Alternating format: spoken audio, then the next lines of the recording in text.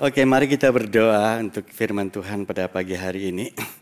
Saudara, mari kita sungguh-sungguh berdoa supaya firman Tuhan yang disampaikan bukan cuma pengetahuan, tapi ada revelation pagi hari ini. Tuhan, ya, mari kita berdoa bersama. Tuhan Yesus, kami berdoa, mengucap syukur. Kembali kami boleh datang untuk menyampaikan firman-Mu Tuhan. Tuhan, kami berdoa biar firman-Mu disampaikan Tuhan. Berbicaralah Tuhan pada pagi hari ini Tuhan. Urapi setiap kami yang mendengar firman-Mu Tuhan. Baik yang ada di tempat ini maupun yang ada di online Tuhan. Tuhan, pakai kami semua Tuhan. Pakai kami Tuhan pagi-pagi hari ini Tuhan. Mengerti firman-Mu lebih lagi Tuhan.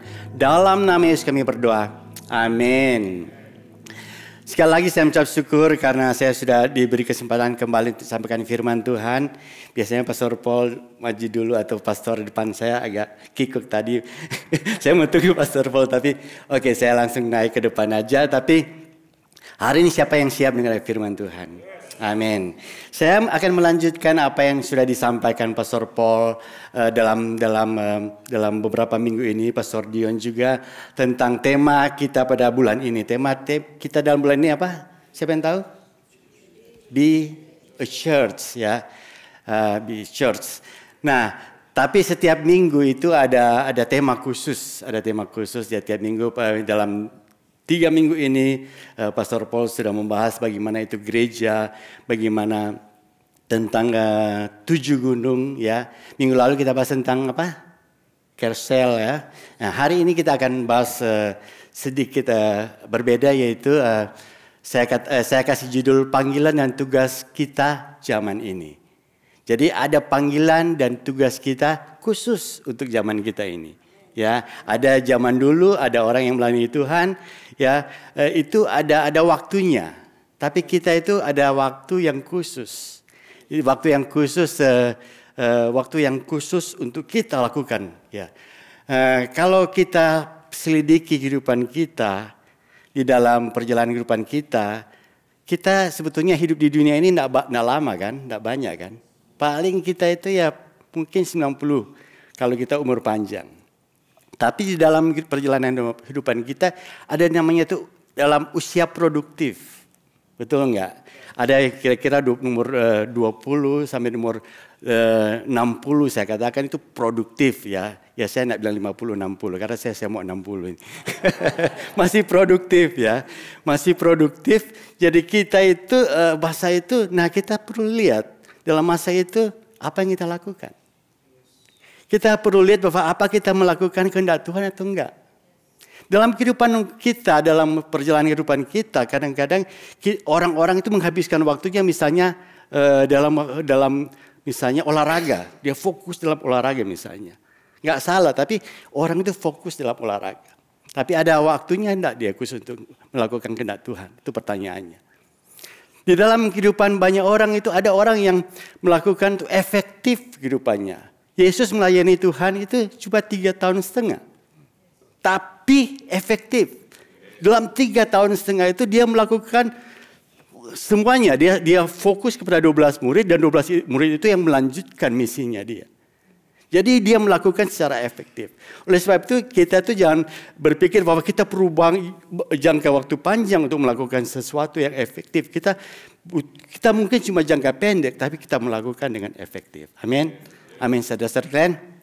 Nah, yang Tuhan inginkan itu dalam setiap kita itu ada istilahnya, ada rencana Tuhan, ada rancangan Tuhan. Ya, di dalam Matius 16 dan 18 dikatakan, dalam Ibrani 10:7 dikatakan, lalu aku berkata, sungguh aku datang dalam gulungan kitab ada tertulis tentang aku untuk melakukan kehendak-Mu ya Allahku. Gulungan kitab itu berbicara tentang rancangan Tuhan. Rancangan Tuhan itu di dalam Tuhan itu kita itu ada gulungan kitab dan ada rancangan. Bahkan Yeremia dikatakan Tuhan katakan sebelum waktu engkau di dalam kandungan ibumu aku sudah mengenal engkau. Saudara sekalian saudara di dalam kandungan Tuhan sudah mengenal engkau. Katakan kiri kanan, Tuhan sudah mengenal engkau.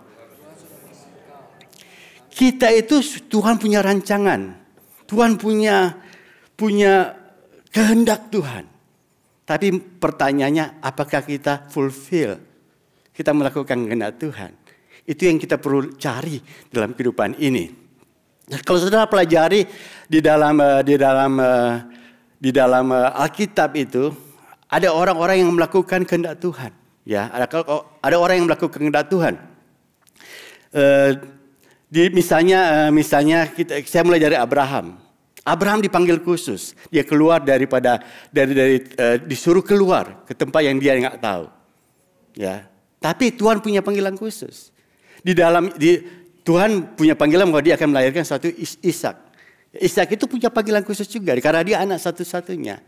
Yakub punya panggilan khusus.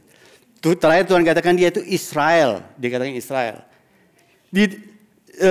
Israel itu di dalamnya di Alkitab dikatakan tentang Yusuf. Yusuf Tuhan punya panggilan khusus. Tuhan katakan, aku sudah merencanakan engkau akan pergi ke mana?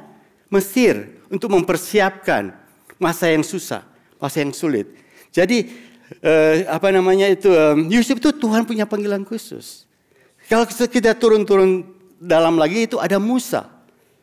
Karena Musa itu adalah salah satu daripada turunan daripada bangsa Israel. Musa itu Tuhan punya panggilan khusus. Dan Tuhan pakai dia pada waktu dia Tuhan pakai dia pada waktu dia berumur 80 tahun. Jadi kalau saudara pikir, saya sudah tua. Saudara, Musa dikembalikan lagi kepada misi Tuhan itu dalam waktu dia umur 80 tahun. Dalam 1-2 tahun itu dia melakukan secara efektif. Jadi hari ini firman Tuhan hari ini supaya kita tuh mengerti bahwa kita itu punya panggilan khusus. Dan kita itu punya panggilan khusus pada zaman ini. Dan kalau kita peka, kalau kita tahu kehendak Tuhan, kita bisa melakukan secara efektif. Amin. Oke. Tapi di sisi yang lain, Tuhan tuh punya rencana yang global. Tuhan punya rencana yang khusus, yaitu dia mau membangkitkan gerejanya. Amin. Itu yang kita bahas dalam 1-2 minggu ini, gereja Tuhan. Dan saya harapkan kita itu mulai tangkap. Ya, bukan cuma pengetahuan, saya bilang mulai tangkap apa itu gereja. Apa itu gereja? Ya. Kita mulai tangkap, bukan cuma pengetahuan. Saya akan ulang 2 ayat yang kita sudah dengar berkali-kali, ya. Ini. Dan aku berkata kepadamu, engkau adalah Petrus, dan di atas batu karang ini aku akan mendirikan jemaatku, dan alam maut tidak akan menguasainya. Siapa yang sudah pernah dengar ini? Siapa yang sudah hafal? Belum, ya. Saudara perlu hafal ini. Karena ini berbicara tentang sesuatu yang alam maut tidak bisa menguasainya. Saudara, hari-hari ini kita berbicara tentang inflasi, ya. Kita bisa bicara tentang resesi, betul nggak? Ada resesi semuanya. Karena memang di dalam dunia ini tidak ada sesuatu yang tidak akan tergoncangkan. Saudara mungkin pikir, wah Bitcoin tidak akan pernah hancur. Siapa yang punya Bitcoin? Bitcoin turun setengah. Sekarang mulai naik lagi. Gak tahu waktunya beli atau enggak. Tapi Bitcoin itu bisa digoncangkan. Tidak ada yang bisa digoncangkan. Ya. Ada kerajaan-kerajaan yang tidak pernah tergoncangkan. Kerajaan yang luar biasa pada zaman dulu. Semuanya bisa dihancurkan. Semuanya bisa digoncangkan. Saudara belajar Alkitab, kerajaan superpower semuanya itu ada seperti yang patung itu, yang Nebukadnezar punya mimpi, dia itu bisa dihancurkan oleh sesuatu yang tidak kelihatan. Karena dihancur, tapi firman Tuhan katakan, Yesus berkata, gereja, jemaatku, alam maut tidak akan menguasainya. Nah kalau saudara tangkap hal ini, saudara tidak akan fokus kepada yang lain. Karena ini yang sebetulnya yang Tuhan inginkan. Kita tangkap bahwa gereja Tuhan itu sesuatu yang important. Dan saya ucap syukur bukan karena saya baru mengetahui hari ini beberapa ini, tapi saya sudah mengetahui beberapa tahun sebelumnya, mungkin sekitar 30 tahun sebelumnya, sehingga saya menghabiskan waktu saya, tenaga saya untuk membangun gereja Tuhan. Dan itu yang saya katakan, itu yang kita harus involve. Dan ayat yang kedua yang kita mungkin sudah sering dengar. Akan terjadi pada hari-hari terakhir, gunung tempat rumah Tuhan akan berdiri tegak di hulu-hulu gunung dan menjulang tinggi di atas bukit-bukit. Itu Pastor Pon sudah bahas. Saya tidak akan bahas lagi. Tapi gunung tempat rumah Tuhan itu apa itu? Gereja. Dan dia akan berdiri tegak di hulu gunung-gunung dan menjulang tinggi di atas bukit-bukit. Saya baca pelan-pelan. Saudara masuk, meresap. Amin, saudara sekalian. Bahwa gereja itu akan menjulang tinggi. Nah, kalau saudara seorang investor, ada sesuatu yang tidak akan menjulang tinggi, mau saudara pilih yang mana? Saudara akan pilih yang sesuatu yang tidak akan pernah hancur, akan tetap berdiri. Amin. Nah, itu yang saudara, yang saya mau itu kita itu tangkap bahwa gereja Tuhan itu institusi, organisasi yang tidak akan pernah tergoncangkan. Amin, saudara sekalian. Nah, jadi kalau kita bicara tentang kehendak Tuhan, setiap kita punya kehendak Tuhan, rancangan Tuhan, kita harus menselaraskan. Ini kehendak Tuhan, dia membangun gereja Tuhan, dan ini rancangan Tuhan. Kita harus klop, ya. Karena kalau tidak kita kan lari sendiri-sendiri. Tuhan mau bahwa gereja Tuhan itu, dia itu yang Tuhan mau dirikan. Tuhan bukan cuma mau membangun gereja, tapi dia punya rancangan kepada gereja Tuhan itu. Amin, saudara sekalian.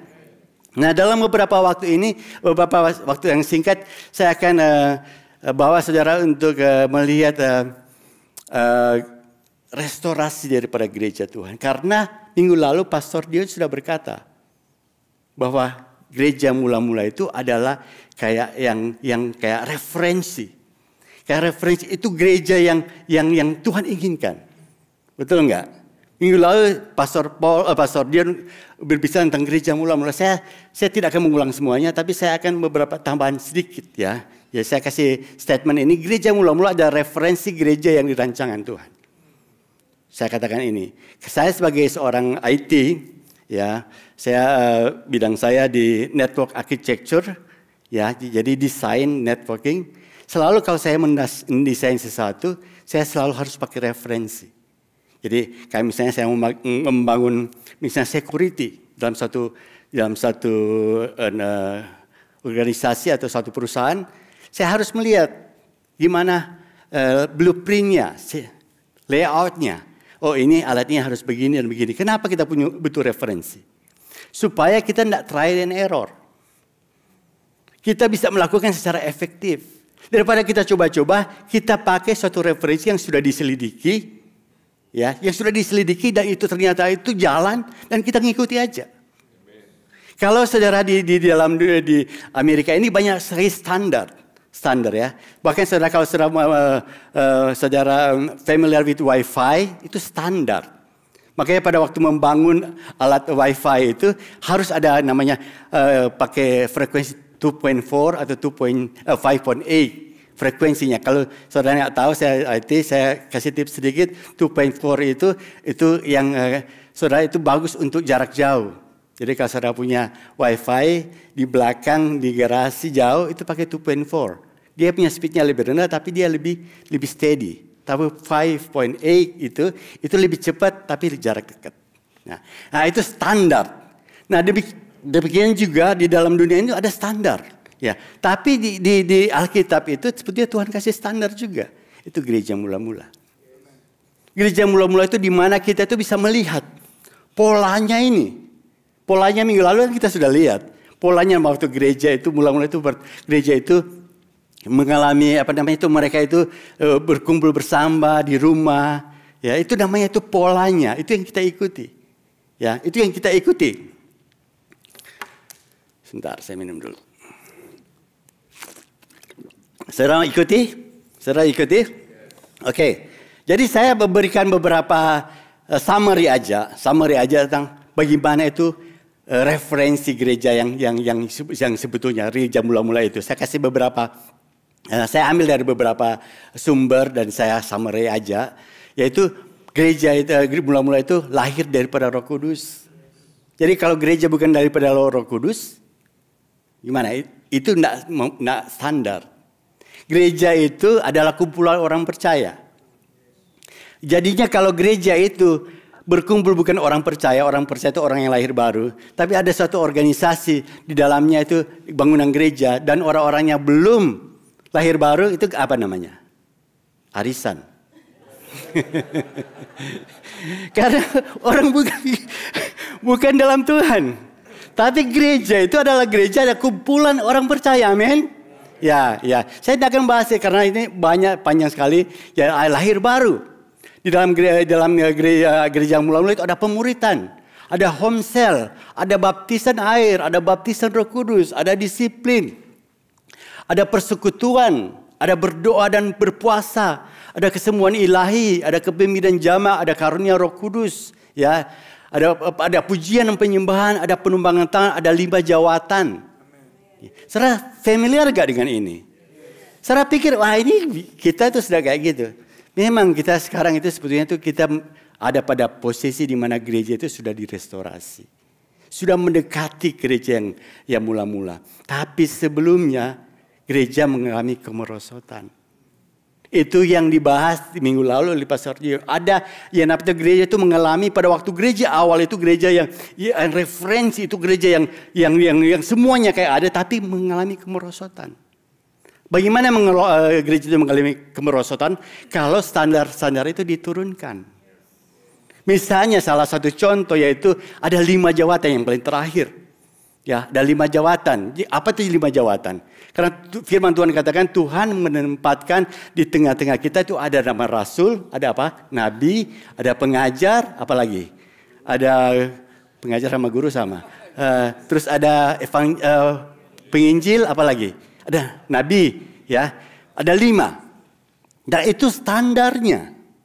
Tapi pada waktu mulai merosot, gereja mulai, enggak perlulah rasul. Enggak perlulah nabi. Enggak perlulah penginjil, cuma ada gembala. Sudah familiar? Ada gereja-gereja cuma ada gembala. Dan itu pincang. Karena gereja itu dibangun oleh para rasul dan para nabi. Rasul yang memberikan dasar, nabi yang memberikan arah. Ya. Nah, apa itu nabi? Nabi itu tiba-tiba Tuhan membuka karena Tuhan itu Alfa dan Omega. Dia tahu semuanya. Tiba-tiba itu Tuhan buka mata nabi, tiba-tiba dia di dekat Alfa. Kita belum lihat tapi nabi sudah lihat. Kayak Daniel. Pung, dia sudah lihat tahun ke depan. Karena Tuhan itu membukakan nabi dan dia bisa berkata. Itu dengan nabi. Jadi kita perlu nabi di dalam gereja. Amin. Jadi itu mulai standarnya berturun. Turun. Jadi mulai akhirnya karunia-karunia roh mulai turun juga.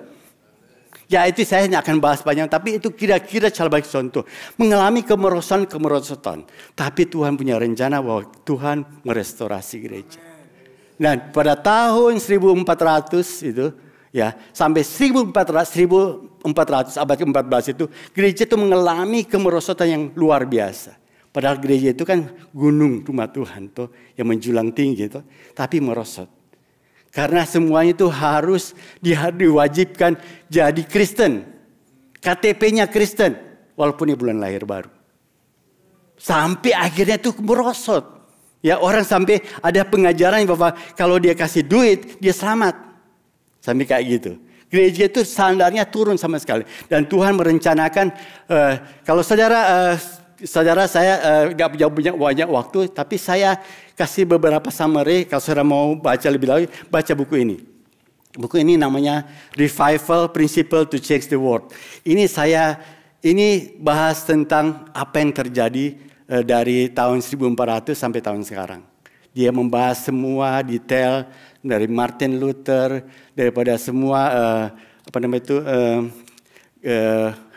kebenaran rohani di Amerika, gelombang 1, gelombang 2, gelombang 3. Nah, saya ini kasih summary aja sebagai saudara. Jadi ini seperti kayak saudara punya homework. Saudara cari buku ini namanya, saudara baca ini memberkati. Memberkati kita semua. Saya perlu banyak baca buku saudara. Saudara mau maju, amin. Amin. Saya mengucap syukur Pastor Paul kasih banyak buku. Dan saya bukan cuma taruh sebagai koleksi, tapi setiap saya Tuhan Roh Kudus bekerja, ini buku ini cocok. Ini saya bahas, ini buku ini cocok. Jadi saya ambil untuk saya bahas. Jadi karena Roh Kudus bisa berbicara dari banyak hal. Amin. Nah, saya kasih summary aja.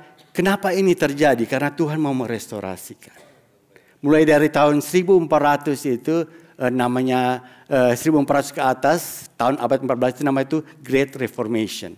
Itu mulai dengan salvation by faith, bahas tentang lahir baru.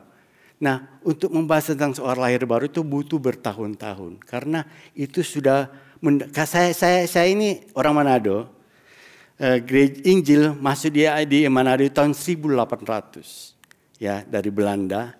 Dan orang-orang jadi banyak hampir semua Kristen. Tapi Kristen bukan lahir baru. Nah, dalam 100 tahun mereka sudah menjalani gereja, tapi nggak percaya lahir baru. Itu untuk mengubah cara berpikir itu susah. Maka itu butuh waktu dan saya mengucap syukur tahun 1900 itu ada banyak kegerakan. Saya mengucap syukur saya terlibat di dalamnya dan itu diubahkan, perlu reformasi cara berpikir. Nah, itu Tuhan merestorasikan bahwa gereja itu bukan cuma masuk dan lahir mengikuti ibadah, tapi setiap orang itu perlu lahir baru. We must be born again. Oleh sebab itu setiap kali kebaktian itu ditantang, siapa yang belum lahir baru? Karena itu penting. Kalau enggak saudara arisan, ya. Saudara masuk persekutuan tapi saudara belum lahir baru. Nah, saya nggak akan bahas detail. Kemudian ada namanya First Great Awakening, ya tahun 1700 ada John Wesley, ada Stuart Whitefield, ada Jonathan Edwards, itu dibahas detail di sini. Kemudian ada namanya Second Great Awakening, itu tahun 1900 ada Charles Finney, ada D.L. Moody. Itu saudara bisa lihat, itu ada suatu gerakan yang membuat gereja itu mau kembalikan gereja yang merosot itu kepada gereja yang mula-mula. Amin, saudara sekalian. Kemudian tahun 1900 mulai terjadi gerakan Pentecost, Roh Kudus dicurahkan lagi kembali, terjadi Welsh Revival, ada Azusa Street, itu mengembalikan itu nama Roh Kudus kembali kepada gereja. Karena itu sudah hilang, dikembalikan lagi. Tahun 1947 sampai 1958 terjadi pemulihan tentang healing revival. Bahwa orang sudah nak percaya lagi tentang kesembuhan ilahi, dikembalikan. Ada Oral Robert, itu semua dibahas di sini. Dan semuanya orang ada movement sampai orang percaya tentang apa yang namanya itu kesembuhan ilahi. Baru tahun 1970 ke atas itu terjadi banyak sekali movement. Yang namanya itu Jesus Movement, Charismatic Movement, Christ of the Nation, Full Gospel Businessman, Katolik Karismatik, sampai gerakan gereja lokal dan cell church. Bahwa gereja itu bukan cuma gereja yang punya program sel, tapi gereja itu adalah sel. Itu beda, saudara sekalian. Kita adalah part of the cell, ya, saudara sekalian. Nah, kenapa saya ngomong soal ini? Ya, karena kalau saudara perhatian itu kelihatan saudara itu itu kan yang lalu-lalu. Saudara mengucap syukur kita semua yang sudah yang saya ngomongkan tadi itu semua kita sudah lihat dalam gereja lokal. Tapi ada 100 tahun lalu saudara nggak lihat Roh Kudus, saudara nggak lihat Roh Kudus. 200 tahun lalu cuma ada reformasi gereja. Tapi sekarang semua sudah dipulihkan. Ada puji-pujian, ya, ada healing ministry, ada healing room. Saudara tangkap? Sekarang jadi apa? Apa yang kita lakukan? Itu yang saya tanya sama Roh Kudus. Kalau gereja sudah restorasi, ya udah kita kan sudah selesai. No, justru itu kita ada pada zaman yang spesial. Karena Tuhan sudah merestorasikan gereja itu. Dan Tuhan punya rencana khusus pada zaman ini. Kita hidup di zaman yang spesial. Amin. Katakan kiri kanan, kita hidup di zaman yang spesial. Karena segala sesuatu, segala modul sudah ada. Apa yang kita harus lakukan? Justru pada saat ini Tuhan mengharapkan lebih. Tuhan Roh Kudus katakan kita sama seperti seorang pelari estafet yang berdiri yang di lap terakhir. Kita di lap terakhir. Ada estafet 1, 2, 3, kita yang paling terakhir. Nah kalau paling terakhir apa? Kita akan berlari, ya kan? Betul enggak? Kita akan berlari supaya kita itu finish. Amin. Nah saat ini saya mau katakan bahwa kita saat ini yang attitude kita, spirit kita yang kita harus bangkit bahwa kita ada di garis paling terakhir. Garis paling terakhir itu berarti kita harus berlari sekejang-kejangnya untuk melakukan kehendak Tuhan. Amin saudara sekalian. Ya, dalam satu ayat yang dikatakan Kisah 3 ayat 21 dikatakan Kristus itu harus tinggal di surga sampai pada waktu pemulihan segala sesuatu. Tuhan Yesus berkata, aku diam di. Banyak orang bertanya, kapan sih Tuhan datang? Tuhan katakan ada dua tanda yang Tuhan katakan.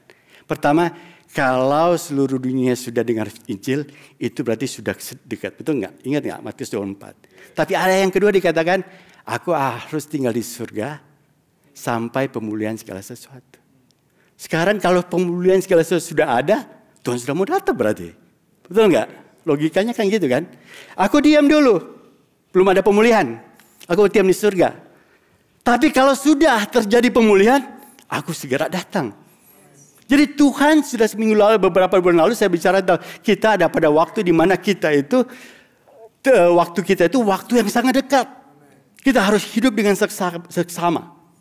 Nah saat ini ada waktunya kita itu mulai fokus lagi, refocus lagi. Mungkin saudara pikir bahwa, dengan pandemik ini saya sudah cooling down, saya nggak perlu ke gereja lagi. Ada orang yang berpikir begitu, kesempatan bisa nonton dari rumah sambil minum kopi, ya. Dan saudara sekalian, saudara saya harap itu yang lalu-lalu. Tapi saya harap kita itu mulai berbangkit, waktunya kita bangkit dan bersinar. Amin. Ini yang tema kita tahun ini. Amin. Tepuk tangan yang keras untuk Tuhan Yesus. Sudah waktunya gereja bangkit dan bersinar. Ini waktunya. Nah kita harus mulai lagi. Kembali ke tadi. Di dalam gulungan kitab ada yang namanya rancangan kita. Gimana? Apa? Saya ini bagian mana di dalam gereja? Tuhan bangkitkan gereja lokal. Saya bagian di mana? Saya bagian apa? Ya, saya bagian di mana? Di dalam kisah 13:36 dikatakan sebab Daud setelah melayani generasinya sendiri oleh karena Allah lalu mati dibaringkan di antara nenek moyangnya setelah melihat kebinasaan. Daud melayani Tuhan pada zamannya. Dia melakukan kehendak Tuhan. Tuhan mau kita itu melakukan kehendak Tuhan zaman ini. Zaman now. Apa yang Tuhan inginkan. Kalau saudara pikir, saya sudah nggak melayani Tuhan. Nggak apa-apa itu lalu. Tapi sekarang mari kita mulai lagi lihat. Oke, apa yang kita harus lakukan di dalam gereja lokal? Apa Tuhan? Mungkin saya nggak tahu apa saya punya talenta. Saya nggak tahu. Saya kasih suatu cerita ilustrasi. Minggu lalu waktu pulang gereja, kita ada kersel. Setiap minggu kita punya kersel. Habis kebaktian jam 12. Karena kebanyakan orang kerja sampai Sabtu, jadi kita ambil minggu. Ada bagusnya, yaitu gereja kita masih fresh dengan firman Tuhan. Jadi biasanya kan kita bahas firman Tuhan yang lalu-lalu kan, tapi ini baru tadi, jadi masih fresh. Ya, minggu lalu kita berkumpul, kersel, sharing sesama lain, semuanya sharing. Dan ada seorang anggota kersel, saya sudah minta izin untuk ngomong namanya Lili, suaminya dari Hadi. Karena Lili itu sharing bahwa dia itu dalam 1 tahun ini dia itu mengalami cancer. Nah saudara kalau dapat cancer itu tidak enak, betul nggak? Ya mudah-mudahan kita berdoa supaya nggak dapat cancer. Tapi Tuhan izinkan terjadi, dia mengalami cancer dan dia bersaksi bahwa ucap syukur punya kersel karena dia itu bisa didoain, bisa di teks. Nah saudara kalau orang yang sakit jangan lupa untuk telepon, jangan lupa untuk teks karena itu menguatkan dia. Dia mengucap syukur, dia sharing ke tempat kita. Terima kasih saya punya family. Aduh, saya sakit, cancer. Saya duduk orang yang sakit. Dan dia mulai sharing, mengucap syukur saya punya family. Itu Kersel itu menguatkan dia. 1 tahun dia kemo. 1 tahun setelah itu radiasi. Tapi mengucap syukur dia sudah dipulihkan. Amin. Tepuk tangan untuk Tuhan Yesus. Tapi di tengah-tengah kesaksiannya itu dia bilang yang tidak enaknya itu pada waktu kemo bulunya itu semua rontok. Alis, bulu mata, mungkin bulu kuduk, semuanya rontok. Nggak enak, dia bilang gitu. Tapi stop Lily, stop. Kenapa? Bisa saya pinjam ilustrasinya. Karena ini contoh bahwa di dalam tubuh Kristus semua orang berfungsi. Ya, saya bilang itu bulu itu contoh. Nggak kelihatan. Tapi kalau bulu nggak ada nggak enak saudara sekalian. Itunya apa namanya keringat bisa turun. Itu meler terus ya. Nggak enak. Itu bulu. Saudara sekalian mungkin saudara berpikir saya itu nggak ada apa-apa di gereja. Tapi saudara mungkin bulu. Tapi itu berfungsi. Nggak ada saudara itu dampaknya. Saya selalu ngomong kepada anggota Kersel, jangan anggap saudara remeh. Saudara hadir aja di Kersel itu ada dampaknya. Saudara lahir aja di gereja itu ada dampaknya. Amin. Ya kalau semua hadir di gereja semuanya akan ada dampaknya. Amin. Jadi jangan remehkan kita. Kita itu ada bagiannya. Ya, kita datang ke gereja aja itu sudah menolong orang. Orang lihat kita aja, oh sudah senang. Lihat kami, oh ada, langsung senang. Ya, karena itu ada, dia selalu senyum kan. Ya, jadi kita langsung ikut senyum juga gitu loh, saudara sekalian. Jadi kita itu perlu saling menguatkan satu sama lain. Perlu ada bagian yang khusus. Tapi ada juga bagian-bagian yang lain ya. Ya, kemudian. Di dalam saya baca lagi, yang tadi saya sudah katakan dari 1 Korintus. Nah, saudara pikir, saya nggak punya talent, saya nggak tahu talenta saya. Jangan khawatir, saudara. Gabung aja, join aja. Nanti ada pemimpin-pemimpin yang bisa tahu. Oh, ini kamu itu bagusnya di mana? Oh, kamu bagusnya itu di mana itu? Share, karena selalu senyum. Ya, share. Nah saudara kalau saudara itu asyik tapi saudara nak senyum itu bukan bagian saudara. Karena orang datang, kenapa? Mungkin dia marah kita ya. Atau ada orang yang sering saya datang, dia suka ngomong, tapi ngomongnya orang lain jadi sambil nyalam. Nah itu koreksi ya. Kalau ada orang masuk lihat matanya kasih selamat datang ya. Jangan sambil ngomong-ngomong, oh ya. Setelah itu ada bagiannya khusus ya. Orang-orang yang datang ke asyir itu ada bagiannya khusus ya. Sekarang apa yang kita harus lakukan? Apa yang kita lakukan? Saya akan kasih langkah-langkah praktis. Langkah-langkah praktis sebagai apa yang kita lakukan. Kita harus lakukan, kita harus tahu kehendak Tuhan zaman ini. Berdoa ya. Saya ingat beberapa bulan yang lalu setiap orang diminta kertas talentanya apa, betul enggak? Ditulis ya. Saudara enggak apa-apa tulis. Saya waktu ditulis, saya tulis apa talenta saudara, saya tulis saja. Talenta saya itu preacher. Apa saudara langsung jadi preacher? Enggak. Ya. Tapi enggak apa-apa taruh. Kalau saudara enggak taruh, orang enggak tahu apa ya saudara punya. Saudara pintar musik, taruh musik. Ya, saudara tahu, saya taruh juga di preacher, saya teaching, saya suka teaching. Yang ketiga saya taruh planting church. Saya belum planting church tapi saya sudah taruh. Saudara, kalau saudara tahu itu lebih baik. Kalau enggak saudara kan orang nggak tahu apa. Kamu punya talenta apa nggak tahu. Tapi saudara lebih tahu sendiri, betul enggak? Nah saudara bisa ngomong ke orang-orang. Saya ingat Markus sama Firman waktu baru join. Saya tanya ke mereka, kamu mau apa? Saya mau jadi pemain gitar. Waktu itu saya main gitar di depan. Sekarang dia main gitar. Amin. Bukan cuma pemain gitar, jadi song leader. Tuhan pakai luar biasa. Jangan khawatir untuk ngomong ke leader, saya punya talenta ini khusus. Ya, tapi jangan talenta bikin ribut. Nah, itu udah betul itu. Ya. talenta itu perlu. Setiap orang itu punya talenta, ya. Ya, jadi tahu panggilan, ya. Tahu panggilannya kita. Saya kasih langkah-langkah praktis saja. Pastikan kita melayani, jangan jadi penonton. Itu langkah praktis. Karena penonton itu paling pinter. Betul enggak?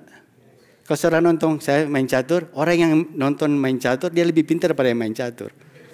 Oh, kamu sih begini dong, tadi enggak lihat ini. Orang yang penonton itu biasanya lebih pintar. Wah, dia tuh musiknya akan nyanyi kayak gini lah. Coba jadi saudara jadi yang menyanyi. Saudara cuma fokus di menyanyi, enggak fokus di lain-lain. Orang yang suka nonton itu suka kritik. Jadi jangan jadi penonton. Amin. Bilang jangan jadi penonton. Saudara jangan jadi penonton, semuanya itu melayani. Ya, melayani, daftar. Kita ada banyak ministry, ada carousel, ada tech system yang muda-muda yang suka teknologi bisa join ke Gerit dan daftar ke mereka. Mereka pakai anak-anak muda itu cepat sekali.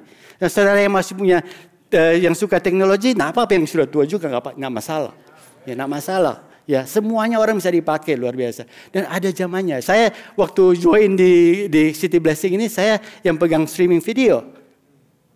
Tapi sekarang saya nggak pegang streaming video lagi. Ada zamannya banyak. Ada zamannya, oh ini mungkin sudah berumur. Ya, pindah tempat lain. Ya, pendoa. Ya, jadi ada bagian-bagian, ada zaman-zamannya. Tapi yang penting kita join, kita lakukan. Kita melayani berdasarkan talenta, skill, dan experience. Ada orang punya talent, tapi nggak pernah praktek talentnya. Bakat terpendam. Jadi punya bakat, tapi nggak pernah dilakukan. Nah, jangan sampai segitu. Kita mau itu bakat, tapi itu dipakai. Amin. Ada juga experience, ya. Bukan cuma talent, punya potensial. Tapi dia punya experience. Oh, dia punya experience.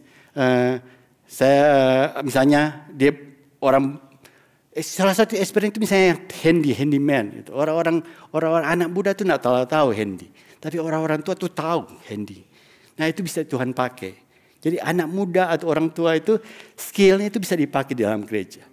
Orang yang punya skill misalnya organisasi, olah komputer itu join di gereja. Itu langkah praktis supaya kita semua itu meningkat, semuanya itu maximize. Amin, saudara sekalian. Melayani berdasarkan karunia rohani.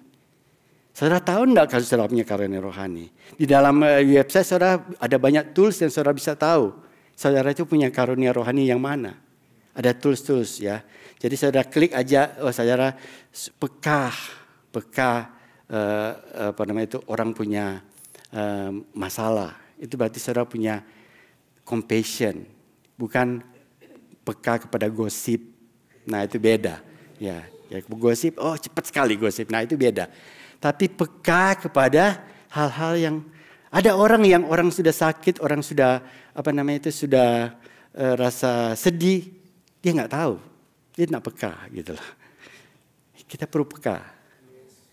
Memang ada orang bagiannya tertentu yang dia peka, ada juga nak peka. Saya bersyukur bahwa di Kersel, saya ada istri saya, ada anggota-anggota lain, mereka itu lebih peka kepada kebutuhan orang. Istri saya lebih banyak telepon kepada anggota Kersel. Saya kurang peka kadang-kadang. Biasanya kalau ada masalah ya, kamu mesti belajar firman Tuhan ini kayak gitu. Itu beda, ya. Ada beda gembala, ada pengajar itu beda. Kalau gembala kan oke lah ya. Tapi kalau penginjil kan bertobatlah, ya kan. Nah, pendekatannya kan berbeda kan. Yang penting orang lagi ada masalah ya di-care dulu lah, ya. Tapi kalau sudah begitu terus, begitu terus nak berubah ya perlu. Perlu disikat. Jadi kita itu punya bagian tertentu, bagian masing-masing ya saudara sekalian. Ya, kemudian setia. Jadi kalau saudara punya karunia rohani, saudara bilang, wah saya punya karunia penglihatan, sedikit melihat. Nah kalau saudara cuma lihat-lihat tapi nggak dipraktikkan di dalam gereja lokal, Saudara menjadi penglihat tapi nggak ada faedahnya. Tapi kalau saudara gabung dengan tim pendoa, saudara bisa lihat kalau orang kan berdoa, oh dalam nama Yesus ada roh ini, roh itu. Tapi penglihat sudah tahu, oh ada roh ini, dia sudah lihat. Ya udah langsung aja sikat aja. Betul enggak? Karena ada karunia-karunia yang digabungkan. Orang yang punya karunia penglihatan bisa melihat Tuhan bukakan, itu dipakai di dalam pada waktu dari mapping, berdoa untuk mapping nama itu stronghold dan semuanya. Jadi semuanya itu karunia-karunia itu semua itu bisa digabungkan. Gereja ada kamu menjadi gereja yang kuat. Amin. Amin. Dan keempat, setia pada hal yang kecil. Itu penting juga ya. Saudara mungkin saudara mau jadi leader, tapi saudara nggak mau jadi castle leader, mau langsung jadi sectional leader. Setia dulu ya, setia yang kecil. Associate leader, setia. Kalau kita setia, Tuhan akan memberikan hal-hal yang besar. Amin. Yang terakhir, kita mencari hal-hal yang kita suka.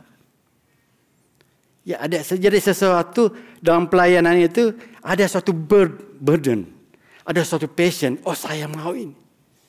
Ada anggota Kersel saya yang dia punya burden untuk menjaga orang-orang yang mau diaborsi. Nah dia punya burden untuk itu. Dan berarti ini ministrinya dia. Jadi setiap mari kita mulai cari. Apa burden kita di dalam gereja lokal. Dan katakan kepada leader, saya mau berdoa. Saya mau masuk dalam pelayanan ini. Ya, jangan saudara itu mau pelayanan semua. Ya, saudara mau lakukan pendoa, saudara mau lakukan main musik, semuanya saudara mau lakukan. Nah, itu enggak baik, itu aneh. Itu aneh saudara sekalian. Saudara pernah lihat orang yang main musik, main harmonika, main ini semuanya itu aneh saudara sekalian. Nah, kita harus mulai lihat spesifik kita. Panggilan kita itu di mana? Supaya kita pertajam. Kita pertajam dan kita lakukan ini. Kalau kita mungkin fokus kita di musik. Saya tahu musik, saya tahu main gitar. Tapi saya tahu saya tidak akan fokus di situ. Karena untuk main gitar saya perlu lihat nada, saya harus tingkatkan skill saya. Saya nggak punya waktu untuk itu. Saya tinggalkan ini. Saya mau fokus kepada yang lain. Saya mulai fokus. Dalam gereja lokal jangan lakukan semuanya. Tapi mulai fokus, spesialis. Ya. Kalau di Amerika ini saya pelajari bedanya orang Asia sama orang Amerika itu, orang Asia itu kayak orang Indonesia, orang Cina. Kalau saya rekrut orang IT, tahu ini enggak? Tahu. Tahu ini enggak? Tahu. Semuanya dia tahu. Tapi kalau orang Amerika, kalau dia enggak tahu dia bilang enggak tahu. Makanya pada waktu mereka bekerja ada spesialisnya sendiri. Dan mereka bisa lebih fokus kepada pekerjaannya. Tapi orang Chinese maunya itu dia tahu komputer, dia tahu accounting, semuanya dia mau tahu, mau di hire kayak gitu. Ya, kita itu butuh orang-orang yang semua itu ada bagiannya sendiri-sendiri. Amin. Mari kita berdoa.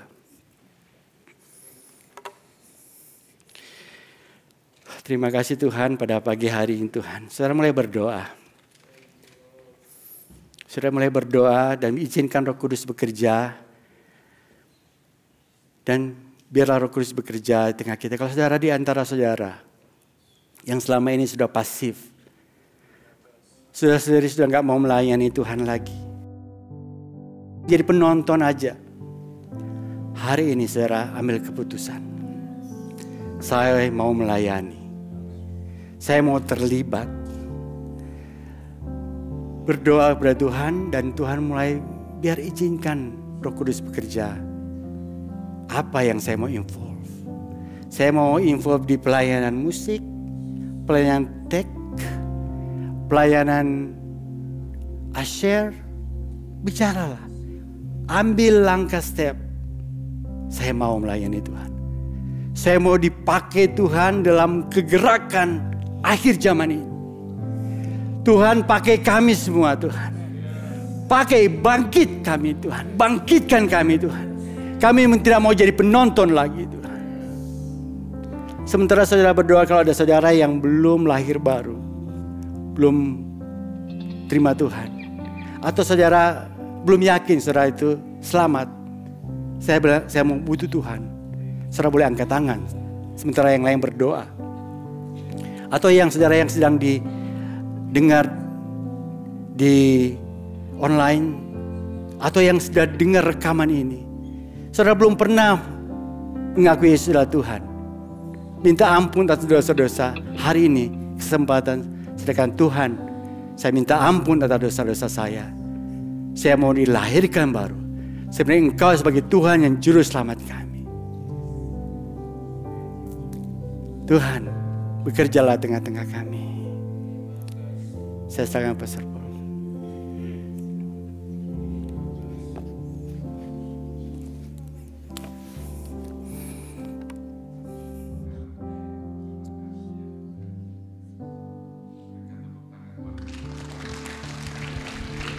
Danny, praise the Lord. Saya percaya yang disampaikan adalah hal-hal yang praktis yang kita bisa lakukan. Satu hal yang saya ingat tadi dia katakan, kita jangan jadi orang yang kalau kita merasa tahu semuanya, jangan-jangan kita sok tahu. Ini tahu, ini jangan-jangan kita sok tahu.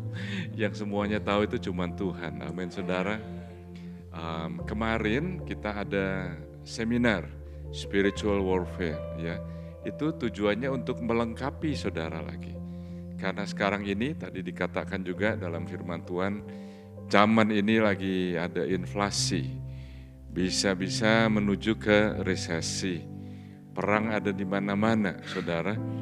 Jadi kita perlu memperlengkapi diri supaya kita ini tahu apa yang kita perlu lakukan. Zaman dulu perang orang berapa puluh ribu lawan berapa puluh ribu begitu ya. Terus berubah, ada senjata, orang perang pakai senjata. Lama-lama orang berubah lagi, perang pakai apa saudara? Pakai pengetahuan, ya. Perang tahun 2001 yang terjadi itu adalah perang apa? Ekonomi, trade war. Sekarang ini yang paling banyak terjadi itu perang pengetahuan, ya. Tahu-tahu komputer Anda bisa dihack orang, tahu-tahu account Anda bisa diblok. Itu karena orang yang punya pengetahuan untuk bisa punya akses ke komputer Anda atau ke telepon Anda atau bahkan ke account Anda. Jadi pengetahuan itu kita perlu belajar pengetahuan yang benar. Amin. Jadi salah satunya yang kita perlu tahu ialah perang apa nih yang kita perlu betul-betul berjaga-jaga. Ternyata dari zaman dulu, dari zaman sudah ribuan tahun yang lalu, perang yang ada itu selalu jelas apa? Perang rohani. Karena peperangan kita bukan melawan darah dan daging, tapi melawan roh-roh jahat di udara. Melawan penguasa-penguasa, melawan semua yang jahat. Tuhan lengkapi kita dengan firman-Nya. Jadi saudara, apa yang disampaikan tadi, saya rasa sejalan dengan apa yang sudah kita pelajari kemarin. Kalau Anda nggak hadir kemarin, Anda bisa ikutin di kita punya website, di archive. Dan note-nya dibagikan juga saudara, note-nya dibagikan karena itu adalah Wagner University punya training, intensive training dari jam 10 sampai jam 2, ada break in between. Banyak sekali yang disampaikan, kita perlu cerna lagi. Siapa yang kemarin hadir? Oh, cukup banyak, puji Tuhan. Ya, saya mau supaya Anda dibangun, amin. Tahu apa yang kita hadapin di zaman yang sekarang ini, mari kita bangkit berdiri. Terima kasih Tuhan untuk firman yang disampaikan oleh hamba-Mu, oleh Pak Danny. Terima kasih ya Tuhan karena dia meneladani apa yang dia dan Rima istrinya lakukan sebagai care cell leaders, memperhatikan anggota-anggota di care cell dan juga melakukan, memperlengkapi. Saat ini hamba-Mu berdoa Tuhan Kau berkati semua jemaat dan Engkau lengkapi supaya kami bisa bertumbuh-tumbuh solid di dalam Engkau. Dalam nama Tuhan Yesus kami berdoa. Semua yang percaya berkata, amin, amin. God bless you, God bless you.